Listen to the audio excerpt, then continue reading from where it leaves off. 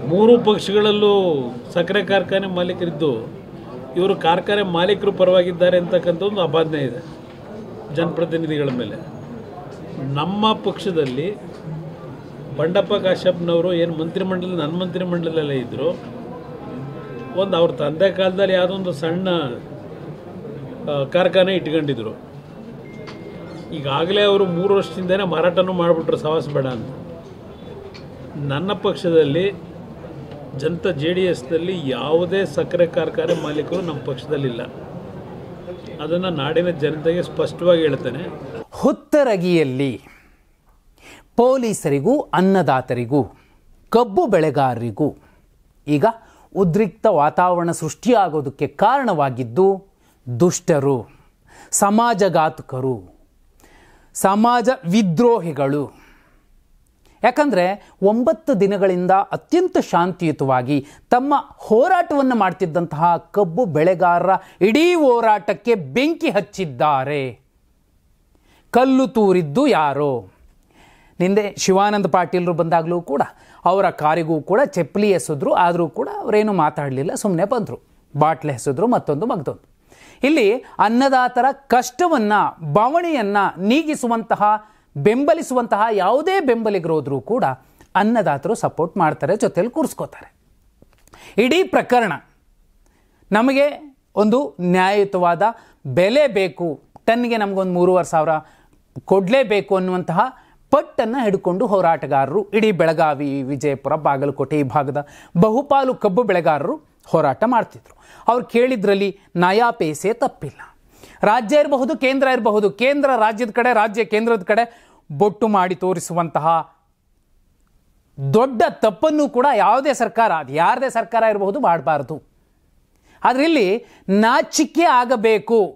ಯಾವೆಲ್ಲ ಶಾಸಕ, ಸಚಿವ, ಸಂಸದ ಇದೇ ಸಕ್ಕರೆ ಕಾರ್ಖಾನೆಗಳನ್ನು ಇಟ್ಕೊಂಡಿದ್ದಾರೋ ಅವರಿಗೆ ನಾಚಿಕೆ ಆಗಬೇಕು. ತೂಕ ಹಾಕುವಾಗ ಅವ್ರಿಗೆ ಮೋಸ ಮಾಡ್ತಾರೆ ಅನ್ನದಾತರಿಗೆ, ಜೊತೆಯಲ್ಲಿ ಬೆಲೆ ಖರೀದಿ ಮಾಡುವಂತಹ ಸಂದರ್ಭದಲ್ಲಿ ಸಿಕ್ಕಾಪಟ್ಟೆ ಕಡಿಮೆ ಬೆಲೆ ಕೇಳುವಂಥದ್ದು. ಯಾಕಂದರೆ ಇದೇ ಮಹಾರಾಷ್ಟ್ರದಲ್ಲಿ ಸರಿಸುಮಾರು 3,500 ರೂಪಾಯಿ ತನಕ ಸಿಗುತ್ತೆ ಅಂದರೆ, ಇಲ್ಲ ಅದು ಬರೀ 3,000 ತನಕ ಬಂದು ನಿಂತಿದೆ ಅಂದರೆ ಯಾಕೆ ಇಲ್ಲಿನ ಅನ್ನದಾತ ಕೇಳಬಾರ್ದು? ಮತ್ತು ಯಾಕಂದರೆ ಇವತ್ತು ಯಾರು ಹೋರಾಟ ಮಾಡ್ತಿದ್ದಾರೆ ಅವರು ಕೇವಲ ಕಷ್ಟಪಟ್ಟು ದುಡಿಯುವಂತಹ ಅನ್ನದಾತರು. ಆದರೆ ಇವರನ್ನು ಈಗ ದಾಳವಾಗಿ ಇಟ್ಕೊಂಡಿರುವಂಥದ್ದು ಮತ್ತು ಸರ್ಕಾರಗಳ ಮಧ್ಯೆ ಗೇಮ್ ಆಡ್ತಿರುವಂಥದ್ದು ಇದೇ ಸರ್ಕಾರದ ಒಳಗಿರುವ, ಇದೇ ವಿಧಾನಸೌಧದಲ್ಲಿ ವಿಪಕ್ಷಗಳಲ್ಲಿ, ಆಡಳಿತ ಪಕ್ಷಗಳಲ್ಲಿ ಕೂತಿರುವಂತಹ ಜನರೇನೆ. ನೀವು ರಾಜ್ಯದ 81 ಸಕ್ಕರೆ ಫ್ಯಾಕ್ಟ್ರಿಗಳಲ್ಲಿ ಲೀಸ್ಟ್ ತೆಗೆದ್ರೆ ಅದರಲ್ಲಿ ಬಹುಪಾಲು, ಕುಮಾರಸ್ವಾಮಿ ಅವರು ಹೇಳಿದ್ರು ವಿಡಿಯೋದ ಆರಂಭಕ್ಕೂ ಮುನ್ನ ನೀವು ನೋಡಿದ್ರಿ, ನನ್ನ ಪಕ್ಷದ ಒಬ್ಬ ಶಾಸಕನ ಬಳಿ ಇವತ್ತು ಸಕ್ಕರೆ ಕಾರ್ಖಾನೆ ಇಲ್ಲ ಅಂತ. ಅಲ್ಲಿಗೆ BJPಯಲ್ಲೂ ಸಾಕಷ್ಟು ಜನ, ಕಾಂಗ್ರೆಸ್ನಲ್ಲೂ ಸಾಕಷ್ಟು ಜನ ಶಾಸಕ, ಸಚಿವ, ಸಂಸದರುಗಳ ಒಡೆತನದಲ್ಲಿ ಸಕ್ಕರೆ ಕಾರ್ಖಾನೆಗಳಿದ್ದಾವೆ. ಈ ಪುಣ್ಯಾತ್ಮರು ಕಬ್ಬು ತಗೊಳ್ಳೋದಲ್ಲದೆ, ಅದನ್ನು ಅರಿಯೋದಲ್ಲದೆ, ಅದನ್ನು ಅರದ ಮೇಲೂ ಕೂಡ, ಸಕ್ಕರೆ ಉತ್ಪಾದನೆ ಆಗಿ ಮಾರಾಟ ಮಾಡಿ ಬಂದ ಮೇಲೂ ಕೂಡ ಬಾಕಿ ಕೊಡೋದಕ್ಕೆ ಹಿಂದೇಟಾಕ್ತಾರೆ. ಇವತ್ತು CM ಸಿದ್ದರಾಮಯ್ಯ ಅವರ ಮುಂದೆ ಕೂತಂತಹ ರೈತಪರ ಹೋರಾಟಗಾರರು ಯಾರು ಬೇಡಿಕೆ ಇಟ್ಟಿದ್ದಾರೆ, ಅವರು ಕೇಳಿದ ಮತ್ತೊಂದು ಸಮಸ್ಯೆ ದೂರು ಅಂದರೆ ಬಾಕಿ ಕ್ಲಿಯರ್ ಮಾಡಿಸ್ಕೊಡಿ ಅಂತ. ಇಲ್ಲಿ ದುಡ್ದವನು ರಾತ್ರಿ ಹಗಲು ಒಂದೇ ಕಷ್ಟ ಬಿದ್ದು ರೈತ, ಅನ್ನದಾತ. ಆದರೆ ಆ ಅನ್ನದಾತನನ್ನು ಬಂಡವಾಳವಾಗಿ ಮಾಡಿಕೊಂಡು ಸಕ್ಕರೆ ಫ್ಯಾಕ್ಟರಿಯ ಓನರ್ಗಳು ಉದ್ಧಾರ ಆಗ್ತಿದ್ದಾರೆ. ಆ ಕಬ್ಬು ಬೆಳೆದು ಅದರ ಒಂದು ಸಣ್ಣ ಸಿಹಿಯನ್ನು ತಿನ್ನೋಕ್ಕಾಗದೆ ಒದ್ದಾಡ್ತಿರುವಂತಹ ಅನ್ನದಾತ ಬೀದಿಲಿ ನಿಂತಿದ್ದಾನೆ. ಬೀದಿಲಿ ನಿಂತು ನ್ಯಾಯ ಕೇಳ್ತಿದ್ದ, 9 ದಿನದಿಂದ ನ್ಯಾಯ ಕೇಳ್ತಿದ್ದ. HK ಪಾಟೀಲ್ರು ಹೋದ್ರು, ಸಂಧಾನ ಆಗಲಿಲ್ಲ. ಶಿವಾನಂದ ಪಾಟೀಲ್ರು ಹೋದ್ರು, ಸಂಧಾನ ಆಗಲಿಲ್ಲ. ನನಗೆ 1 ದಿನ ಟೈಮ್ ಕೊಡಬೇಡಿ, 3 ದಿನನಾದರೂ ಟೈಮ್ ಕೊಡಿ ಅಂದರು. ಅಲ್ಲೂ ಕೂಡ ಅವರು ವಿರೋಧ ವ್ಯಕ್ತಪಡಿಸೋರು. ಇಲ್ಲ, ಜಾಸ್ತಿ ದಿನ ಕಾಯೋಕ್ಕಾಗಲ್ಲ, ಬೇಗ ಕ್ಲಿಯರ್ ಮಾಡಿ ಅಂತ CM ಇವತ್ತು ಸಾಕಷ್ಟು ಸಭೆಗಳನ್ನು ಮಾಡಿದ್ರು. ಕೊನೆಗೂ 3,400 ರೂಪಾಯಿಯ ಕೊಡುವಂತಹ ಒಂದು ಬೆಂಬಲ ಬೆಲೆ ಕೊಡುವಂತಹ ಒಂದು ಪ್ರಯತ್ನವನ್ನು ಈಗ ಸರ್ಕಾರ ಮಾಡ್ತಿರುವಂತಹ ಸಂದರ್ಭದಲ್ಲಿ FRP, fair and remunerative price, ಯಾರೋ ದುಷ್ಟರು, ಕಿಡಿಗೇಡಿಗಳು ಇದನ್ನು ರಾಜಕೀಯ ದಾಳವಾಗಿ ಬಳಸಿಕೊಳ್ಳೋದಕ್ಕೆ ಕಲ್ಲು ಹೊಗೆದಿದ್ದಾರೆ. ಅದು ರೈತರ ಮೇಲೂ ಬಿದ್ದಿದೆ ಪಾಪ, ಅನ್ನದಾತರ ಮೇಲೆ, ಆ ಕಡೆ ಪೊಲೀಸರ ಮೇಲೂ ಬಿದ್ದಿದೆ. ಪೊಲೀಸರು ಆ ಉದ್ರಿಕ್ತಗೊಂಡ ಸಂದರ್ಭದಲ್ಲಿ ಲಘು ಲಾಠಿ ಪ್ರಹಾರವನ್ನು ಕೂಡ ಮಾಡಿದ್ದಾರೆ. ನೋಡಿ, ಇಲ್ಲಿ ತುಂಬ ಸಿಂಪಲ್. ಸಮಸ್ಯೆ ಇರೋದು ಅನ್ನದಾತನಿಗೆ. ಆ ಸಮಸ್ಯೆ ನನಗೊಂದು ನ್ಯಾಯ ಕೊಡಿಸಿ ಅಂತ ಹೋರಾಟ ಮಾಡ್ತಿದ್ದದ್ದು 9 ದಿನಗಳಿಂದ ಅದೇ ಅನ್ನದಾತರು.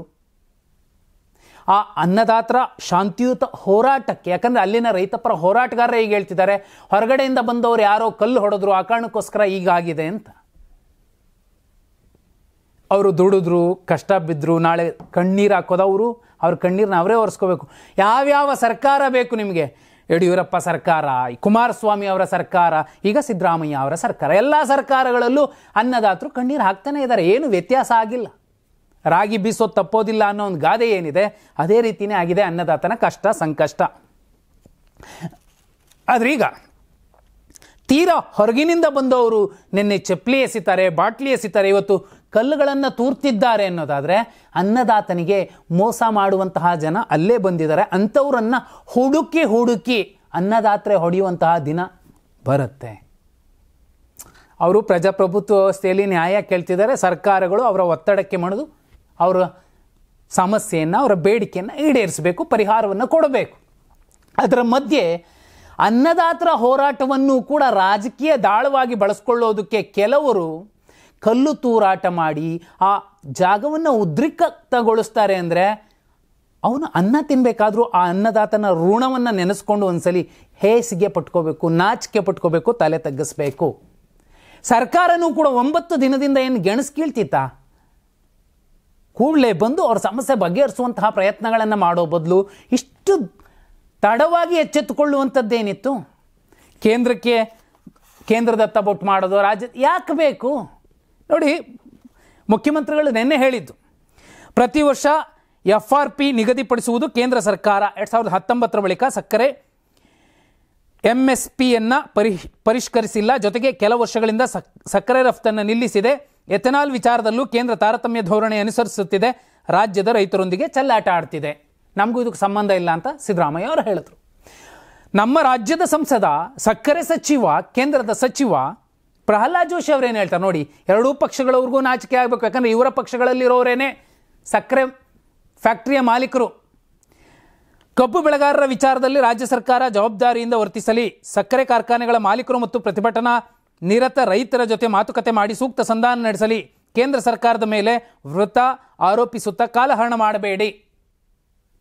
ಯಾರನ್ನ ಇವರು ಒಪ್ಕೋಬೇಕು? ಈ ಕಡೆ BJPನೂ ಹೀಗೆ ಹೇಳುತ್ತೆ, ಈ ಕಡೆ ಕಾಂಗ್ರೆಸ್ಸು ಹೀಗೆ ಹೇಳುತ್ತೆ, JDS ಅವರು ಹೇಳಿಬಿಟ್ರು ನಮಗೂ ಇದಕ್ಕೂ ಸಂಬಂಧ ಇಲ್ಲಪ್ಪ, ನಮ್ಮವ್ರು ಯಾರು ಸಕ್ಕರೆ ಫ್ಯಾಕ್ಟ್ರಿ ಇಟ್ಕೊಂಡಿಲ್ಲ ಅಂತ ಕುಮಾರಸ್ವಾಮಿ ಅವರೇ ಹೇಳಿಬಿಟ್ರು. ನನ್ನ ಪಕ್ಷದಲ್ಲಿ ಯಾರೂ ಇಲ್ಲ.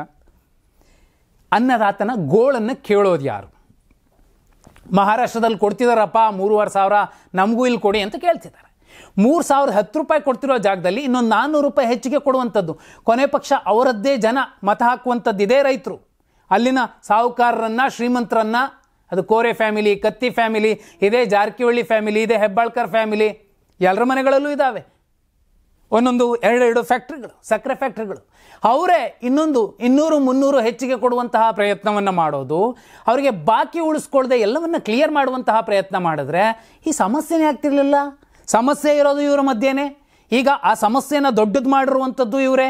ಮಧ್ಯದಲ್ಲಿ ಸುಟ್ಟು ಕರಕಲಾಗೋದು, ನರಳೋದು, ಸಂಕಟ ಅನುಭವಿಸೋದು, ಕಣ್ಣೀರಿಡೋದು, ಗೋಳಾಡೋದು, ನಾಳೆ ತಮ್ಮ ಜೀವಕ್ಕೆ ಸಂಕಷ್ಟವನ್ನು ತಂದುಕೊಳ್ಳೋದು ಅನ್ನದಾತ.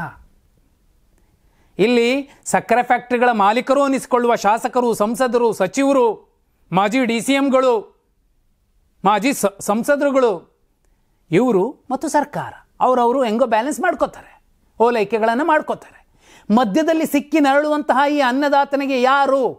BJP ಬಂದರೂ ಅಷ್ಟೇ, ಕಾಂಗ್ರೆಸ್ ಬಂದರೂ ಅಷ್ಟೇ, BJP JDS, ಕಾಂಗ್ರೆಸ್ JDS ಮೈತ್ರಿ ಸರ್ಕಾರ ಬಂದರೂ ಅಷ್ಟೇ ಅನ್ನೋದಾದರೆ ಈ ಕಬ್ಬು ಬೆಳೆಗಾರರ ಸಂಕಷ್ಟ ಬಗೆಹರಿಯೋದು ಹೇಗೆ?